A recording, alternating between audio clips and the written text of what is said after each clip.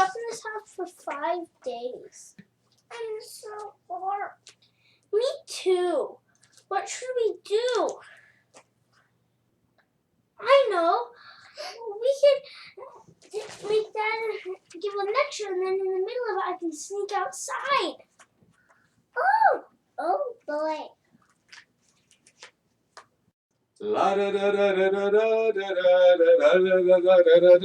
Hello! I'm excited to be here. I don't know if you're excited, but I'm very, very excited. My children, they said, Dad, please do a YouTube video for your students. We're so bored. And so here we are. We're going to do a YouTube video.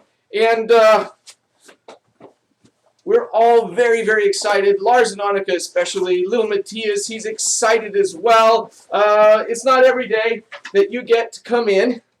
You could die with one of these. It's not every day that you get to come in and listen to your dad give just a really exciting YouTube video lecture on such an exciting topic as what we are going to talk about today. My children, they are just delighted to be here.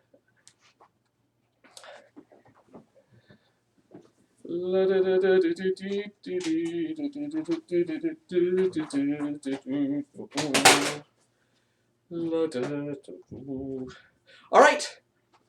Well, we are nearly ready to go for today's lecture. Lars, Annika, Matthias, do you know what we're going to talk about today? We are going to talk about gender and social relations in colonial Brazil. Such an exciting thing.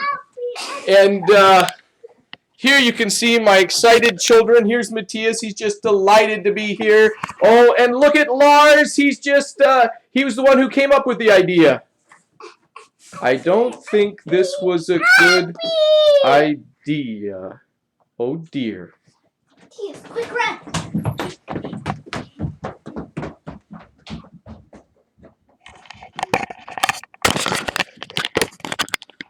Well,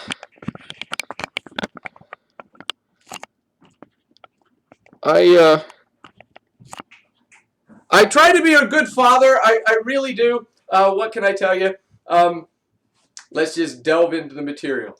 Gender relations in colonial Brazil. Before talking about, though, in any sort of depth today, I've got some introductory remarks that I want to make. First off, I want to take you to the syllabus, give you a sense of where we are in terms of the course, how this fits in, talk a little bit about our next reading as well. So, you can take out your syllabus, or better yet, I will take it out for you. Okay, I want to take just a moment, give you a sense of where we are in the course, really where we're going as well. The first thing, the last time we met was on Wednesday. It was not a snow day, but a number of students were not able to make it because of the snow, because of the roads and so forth. Many students were there, but a number of you couldn't make it. Those who weren't there, many of you have already written to me. I've given you instructions on what to do to make up for the missed quiz and discussion. If you haven't written me and you weren't in class on Wednesday, please send me an email. I can give you instructions in order to make up the quiz, the discussion here, the Holy Office, and other institutions. Well, moving forward, today, right now, this online lecture will focus on women, men, and family. Then on Monday, we'll have a lecture that focuses on slavery. On Wednesday, February 25th, we'll have 2 readings that focus upon slavery as well. Wednesday will be the end of this section of the course where we've looked really thematically at different elements of Brazilian society. We'll move on from there to talk about Brazil in the second half of the 18th century, and really we'll talk about the coming of independence as well, bringing the colonial period to an end. That being said, we will come back to many of these thematic elements that we have looked at over the course of the last 2 to 3 weeks. We'll look at the state, we'll look at church, we'll look at gender relations, we'll look at race in Brazil over the course of the rest of the semester. And so it's very important to keep in mind that the foundation that we've established over the last 2 to 3 weeks will be very, very important in terms of moving forward in the 19th century, in the 20th century, beyond in the history of Brazil. So that all being said, let me introduce you very, very quickly to really some concepts more than anything that we'll be focusing on in today's class. Normally when I give a lecture, I'd put a bunch of terms or concepts on the board. Here you can see I've given this to you here. You may want to pause for a moment the computer so that you can write all of these down. You can see there's not a lot here, and they focus more today on concepts than on terms. But there is one term that we'll look at, agregados. When we get to that term, I'll actually have it appear on the screen so you can see again how to spell it at that point. Really today, it's a much more conceptual kind of lecture. And among the concepts that we'll cover, honor, patriarchy, notions of elites, lower classes, how this all plays in to women, men, and family. So, with that being said, let's delve into women, men, and family in the history of colonial Brazil. Well, some general points that I want to make in terms of today's lecture. The first, today we're going to talk about models, really theoretical models, in terms of how a family in the colonial period functioned, in terms of gender as well, human relationships really. A couple of quick points. First, number one, these are theoretical models, and in no way do they account for all of the complicated relationships, human relationships that can exist. Number two, we will come back to these models again and again and again as we look at human relationships later in the 19th century, in the 20th century, in the 21st century, and so forth, as we look at social relations in Brazil. The model that we create now, we can come back to again and again and again. And again, I'd encourage you to think about how the model we're setting up today compares to the realities that we'll study going forward. So, some things to consider. Let's delve in to the material. To begin, theoretically, elite families in colonial Brazil, and really in the larger Portuguese world, were patterned completely on a patriarchal model. A family in this regard not only consisted of a husband, a wife, children, and so forth, and again, with the husband, the father is the patriarch, but also blood relatives, in-laws, and a term here that I'll introduce you to, agregados. And an agregado is essentially a dependent, somebody who's not related to the family by blood, but has very much become a part of the family.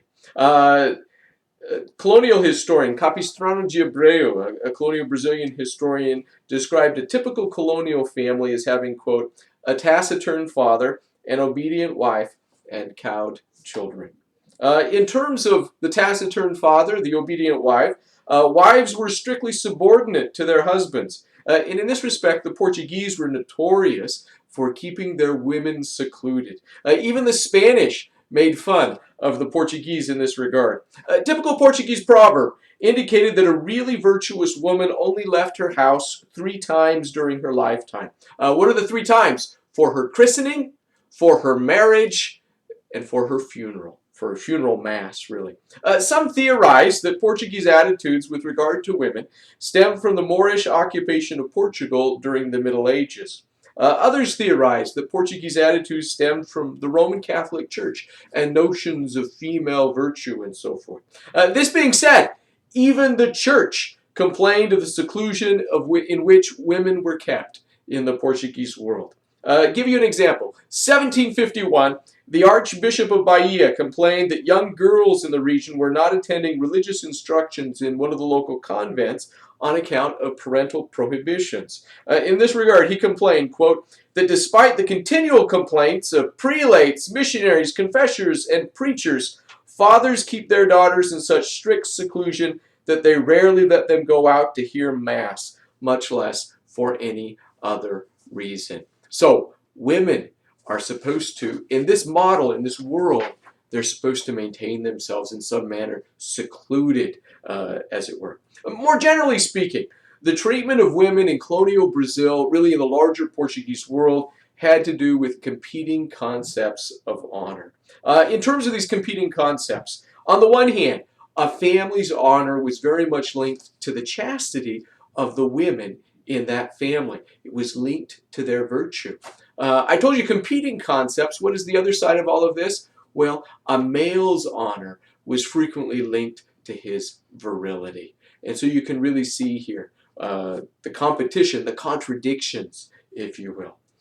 In terms of these competing concepts of honor, laws in colonial Brazil allowed a husband to kill a wife and or her lover on discovery or even really on suspicion of adultery with some exceptions. What are the exceptions? Well, quote, unless the husband is a peon and the adulterer a nobleman, a judge, or someone of high standing. In 1713, there are actually 30 cases in Bahia of husbands doing exactly this, that is to say, killing their wives and or lovers on discovery or suspicion of adultery. In terms of this, daughters who did not marry were frequently sent away to convents to live. Why do you send your daughter to a convent? In order to protect her virtue. Though I should say in this regard, various accounts, particularly foreign accounts of some of these convents, give you a sense that the ideals of chastity and seclusion were often circumvented. This double standard, it is very much a double standard. Again, we have competing concepts of honor here.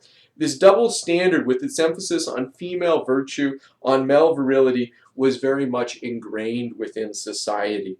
Even prominent clergy who preached against things like fornication, adultery, other sorts of infidelity, and so forth, among both men and women, recognized that men and women could not entirely be treated the same for these, what were conceived of as sins, of course, for these sins, at least in public. Let me give you a quick example. St. Francis Xavier, Jesuit missionary off in Asia, gave advice to the priests that were underneath him with regard to how you treat husbands and wives and so forth. And this was advice that he gave in Portuguese India, in Goa. He gave counsel to priests who heard confessions of women complaining about the marital fidelity of their husbands, counseling his subordinates as follows. He writes, "You should never blame the husband in public, even if he is the guilty part, because the women are so bold that they seek opportunity to denigrate their husbands, telling religious persons that the husbands are the guilty ones and not they themselves." In this regard, he further explained that even innocent wives should be treated in this manner, quote, "inciting them to humility and patience and obedience to their husbands." So, a world really, in many ways, of contradictions, of a public sphere, of a private sphere as well. Well, in turn, these two competing facets of male honor more generally played themselves out in two opposing models of a woman's place in society. In terms of these opposing models, you have the model of, number one, the woman as a saint, and number two, the woman as a sinner. Two opposing models. On the one side, the woman as a saint. The ideal of feminine virtue was Mary, the mother of Jesus. A man wanted his mother, his daughters, his wife, etc., to fall into this category. The woman as a saint, as the Virgin Mary. On the other hand, a man's notions of these things did not always extend to the wives, the daughters, the mothers, etc., of others.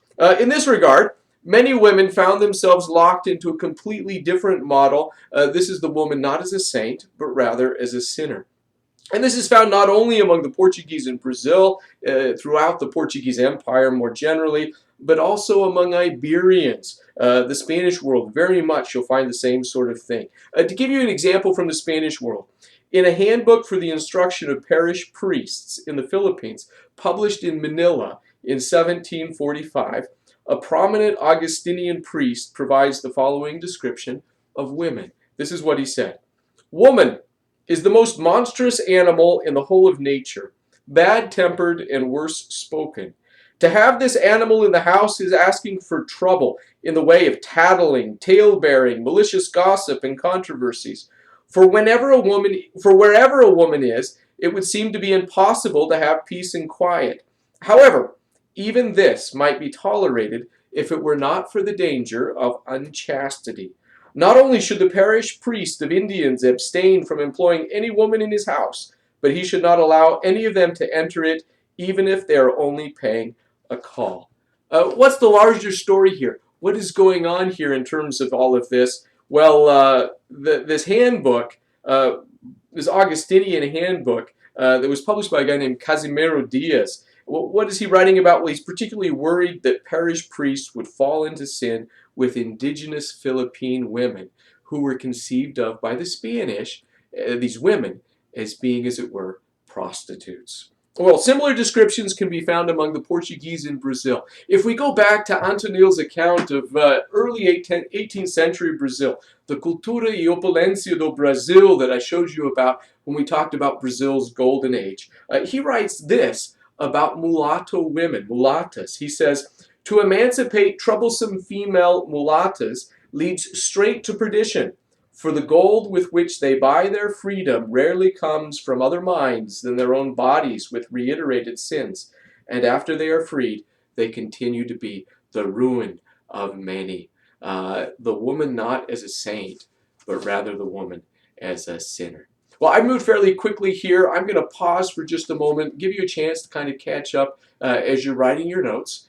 From here, we're going to go on really and kind of mesh with these models a little bit and explore really ways in which gender, of course, doesn't exist in a vacuum. When we talk about gender in colonial Latin America, colonial Brazil specifically, when we talk about gender today, it's important to keep in mind that gender does not function in a vacuum. It involves other things, among others, things like race, things like class. So let's bring these other concepts to understand really what is going on with gender in colonial Brazil. Based on the examples that I've given you, it becomes very, very apparent that gender relations do not exist in a vacuum. They also involve other things within society, other concepts. Among these concepts, race and class. In this regard, the Portuguese preoccupation with the seclusion of women that I described really at the very beginning of the lecture, it's important to keep in mind, this is a model for elite women. It doesn't necessarily pertain to poorer women, women of lower classes. And women of these classes, it's not conceived that they have honor to protect in the first place. They're conceived of in a very, very different way. The lower down women were in society, the more of their presence could be found in a public sphere. For example, small-scale trade at the market, this is almost exclusively in the hands of women. Additionally, the lower down women were in society, the more chance that they would be really the heads of their own households, though there are some examples as well, important examples, where elite women could be the head of a home as well. In the case of lower class households, how is it that the woman is the head of the house when you're in a society in which you follow very much a patriarchal model? Well, it's very, very simple. Households that are led by women of the lower classes frequently stem from illegitimacy. Single mothers with children born out of wedlock. In the case of both upper and lower class women, women as the heads of households also could reflect a variety of other factors, including the high mortality rates that existed among the population as a whole. And here when I say high mortality rates, we're really talking relative here to the mortality rates that you'd see in society today. At this point in time, your chance of living very long, be you a man or a woman, is not very, very great. And so you frequently have a husband, a wife, children, and so forth dying. And this has consequences in terms of society. In terms of women, upper class women, lower class women, particularly here upper class women, heading their own homes.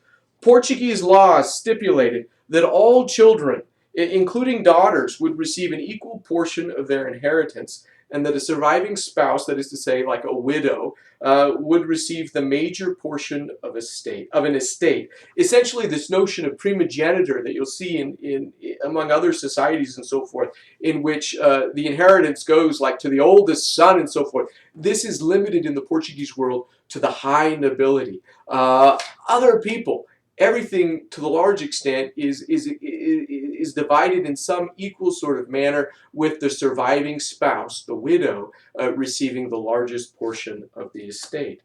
So this is important.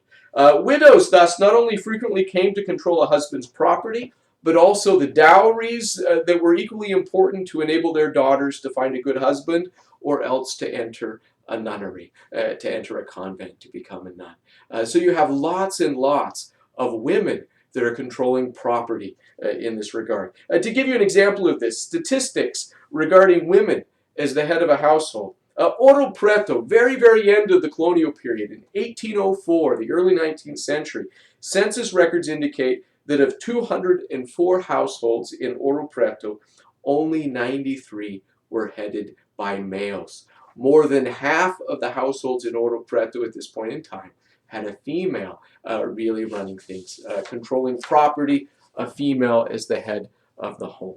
What does this bring up? Well, the fact that, among other things, the reality of gender relations were much more complicated in the colonial period than any sort of theoretical model can make them. In theory, women were considered to be fragile, incapable of caring for properties, so that contemporary sources describe them as, quote, by nature timid and unable to care for such matters, surrounded by tender children and lacking protection. This gives you a sense of the theoretical model here. Women in theory in colonial Brazil. In practice, however, both elite and poor women in colonial Brazil were property holders, as I've already noted. Additionally, poor women were frequently part of the workforce, very much part of a public sphere. What does this bring up? Well, the fact again that these theoretical models themselves are just that, models. They do not account for all of the spectrum of human emotions, things like love, affection, jealousy, hatred, and so forth, that have arguably been part of any human society then or now. People fell in and out of love 300, 400, 500 years ago, just as they do today. They had children, they had grandchildren, they had great-grandchildren, just as we do today. And in this respect, it seems fitting to conclude with the advice that one Portuguese mother wrote to her son as he was going off to war at the beginning of the 18th century. As I read to you what she says to her son, I'd like you to listen and think about whether the things she's talking about will really be all that different than what a mother might say to a son heading off to war, heading off to college today. Listen to what she writes. My son, as this is the first time that you are leaving home in the charge of your father, I feel obligated by love and by the care that I have taken until now with your education to give you some warnings, praying that you will look to this letter from time to time with the attention that a loving mother deserves. Well, what is the specific advice that she gives him? Listen. There is nothing incompatible with being simultaneously a perfect gentleman, a good soldier, and a good Catholic. In fact, without the last, you will not fully attain either of the other two. You must therefore hear Mass daily, as you have been brought up to do, and likewise daily recite the office of Our Lady, whose protection will assure your happiness and success. You should also go to confession on her holy days. And she goes on from there in terms of the religion. After speaking to her son about religion, she tells him other things. She says, don't gossip. Don't swear. Make good friends. Don't be arrogant with social inferiors. And so forth. She continues. Eventually, she concludes with this. She writes, although you may be a great distance from your father, reports of your conduct, good or ill, are bound to reach him. Behave, therefore, in a way that you will deserve many blessings from your parents. May God protect and guard you for many years. Your very loving mother, the Countess of Asumar, Lisbon, the 2nd of June, 1704. The words of a mother to her son, a parent to a child. One day, when my kids are growing up, maybe I'm going to give them a similar sort of letter. What are the differences between now and long ago? Well, there are big differences, but in terms of human relationships, maybe sometimes they're not as big as we might think. We're going to cut now. I'm going to go show you some pictures that speak to a lot of this. I'll come back at the very, very end, kind of give you a sense of where we go from here, not only in terms of gender, but other aspects of the course, and moving forward beyond today. So let's look at the pictures. Okay, I want to give you a sense of much of what we've talked about in terms of the pictures. Pictures from the colonial period that speak to gender, relationships in the colonial period and so forth. And the first is an image here that actually speaks to children, women and men as well. These are all images from the upper classes in the late 18th century in Brazil. Here you can see some women dressed in stylish fashions. You see a little child here as well. It's significant. You look at that image and you see the child is dressed just like the two women are. And this is very typical of this period of time. This is something that's not only in the history of colonial Brazil, but the history of other European powers during this period of time as well. Very typical, a child to be dressed like a little adult. A woman, a man in the fancy fashions of the late 18th century. Well, among other things, we talked about how women were kept in seclusion during the colonial period. This is something that you'll see not only early in the colonial period, but really all throughout the colonial period and beyond. This image here is an image from the 1630s. You can see the woman, she's being carried in this sort of hammock by the African slaves. You can see she's peeking out. She is supposed to be able to peek out and see, but in turn, not be seen. When this image was done in 1634, the man who did it described it in these terms. He says, "The wives and the children of notable and wealthy Portuguese are transported in this manner by two strong slaves to the houses of their friends or to church. They hang the beautiful cloths of velvet or damask over poles so that the sun does not burn them strongly. They also take behind them a variety of beautiful and tasty fruits as a present for those that they wish to visit." What do you've got here? You've got bananas. And of course, this is all being carried by slaves. Well, it was the woman that I wanted to point out to you here, how she's being covered. She's in seclusion. Look here. This is 150 years later. This is the late 18th century. A woman in a sedan chair being carried by slaves. And again, you can see she's peeking out. She is able to see, but she is not supposed to be seen.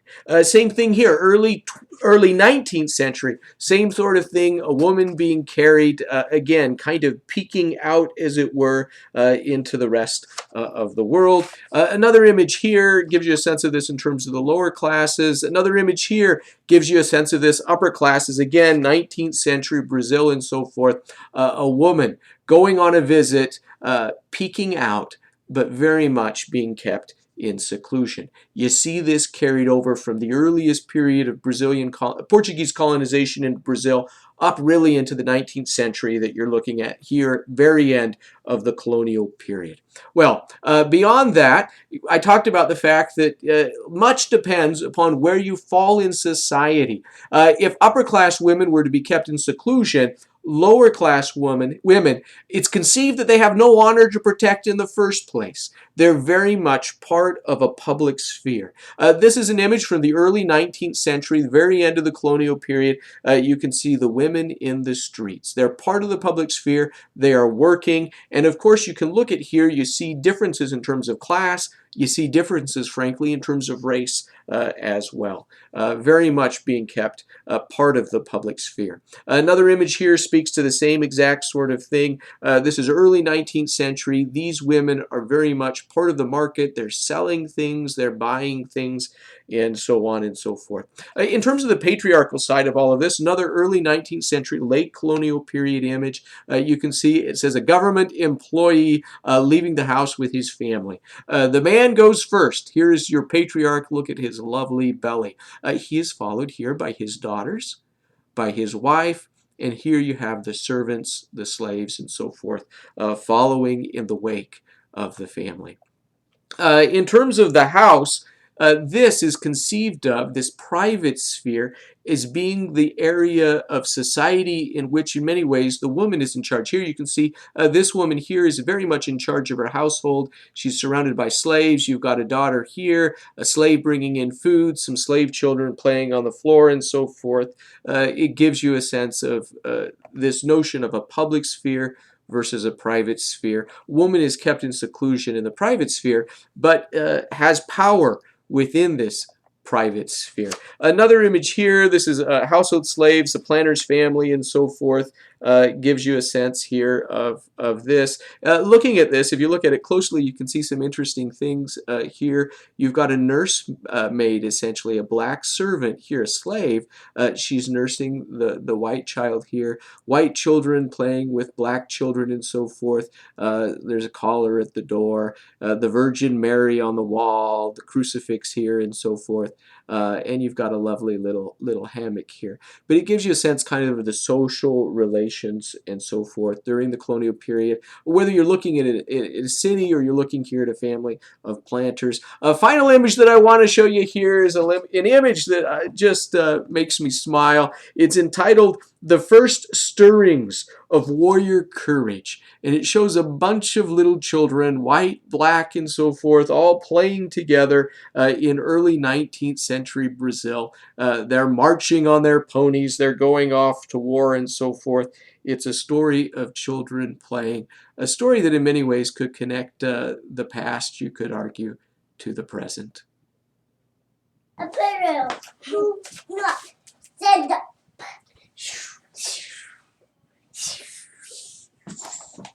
Well, you've been kind enough to watch all of this. I want to conclude with just some final points. In terms of this, I'd like you, going forward in terms of gender, to think about these models that we've set up here, whether they truly account, as it were, for the realities that we explore in terms of gender and social relations going forward in the course. We'll read all sorts of things throughout the rest of the semester.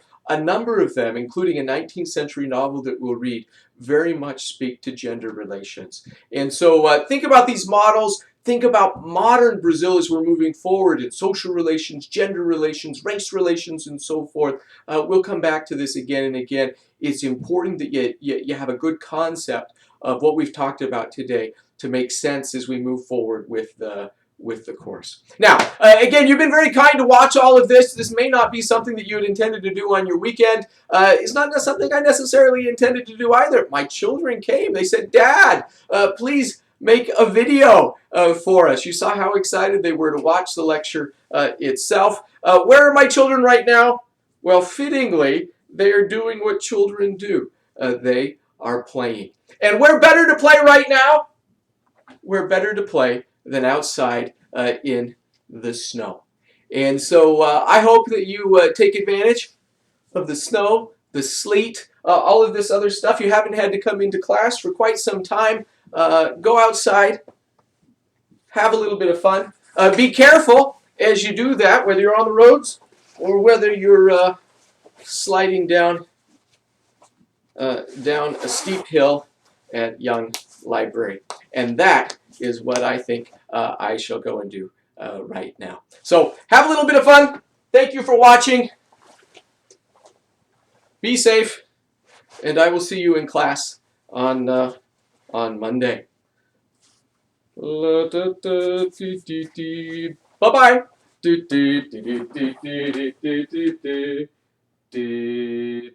Bum, bum.